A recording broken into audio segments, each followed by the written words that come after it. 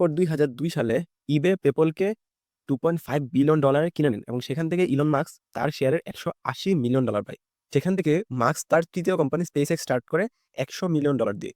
মাস্কের উদ্দেশ্য ছিল সে হচ্ছে হিউম্যানকে মাল্টি ইউনিভার্স জাতি হিসেবে তৈরি করতে চাইছিল এবং স্পেস এক্সের মেইন লক্ষ্যই ছিল সেটা হচ্ছে যে রকেট লঞ্চিং এর খরচ কমানো এবং রিউজেবল রকেট প্রডিউস করা, যেখানে নাসাও পরবর্তীতে ইনভেস্ট করে। স্পেস এক্স তার প্রথম একটি রকেট লঞ্চ করে এবং দুর্ভাগ্যবশত সেটি ক্র্যাশ করে। ঠিক তার 1 বছর পর সেটি আবার আরেকটি রকেট লঞ্চ করে এবং দুর্ভাগ্যবশত সেটিও ক্র্যাশ করে।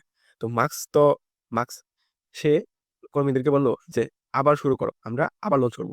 এবং ঠিক তার 17 মাস পরে মার্কস তার তৃতীয় রকেটটি লঞ্চ করে এবং এটিও মাঝ আকাশে ক্র্যাশ করে। তিনবার রকেট ক্র্যাশ করার পর কোম্পানিটি প্রায় ব্যাংকরাফ্টের দোরগোড়ায় চলে আসে।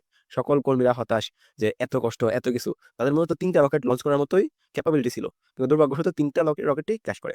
কিন্তু মার্কস বলল, "না, আমরা হার মানতে পারি না। তোমরা আবার রকেট তৈরি করার ব্যবস্থা করো।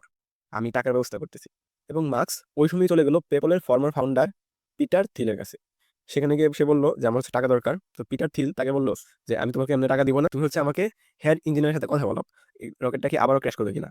তো মার্কস তখন যেটা বলছিল সেটা শুনে পিটার থিল নিজে অবাক হয়ে গেছিল যে সে নিজেই হচ্ছে এই কোম্পানির হেড ইঞ্জিনিয়ার। এবং শেষ পর্যন্ত সে পিটার থিলকে কনভিন্স করতে পারে এবং পিটার থিল তাকে আবার টাকা দেয়। এবং মাত্র 6 সপ্তাহে স্পেস এক্স তাদের ৪র্থ রকেটটি লঞ্চ করে। ভাবেন আপনি, ১ম রকেটটি লঞ্চ করার ঠিক ১ বছর পর ২য় রকেটটি লঞ্চ করেছিল এবং তারপর ১৭ মাস পরে আবার ৩য় রকেটটি লঞ্চ করা হয়েছিল।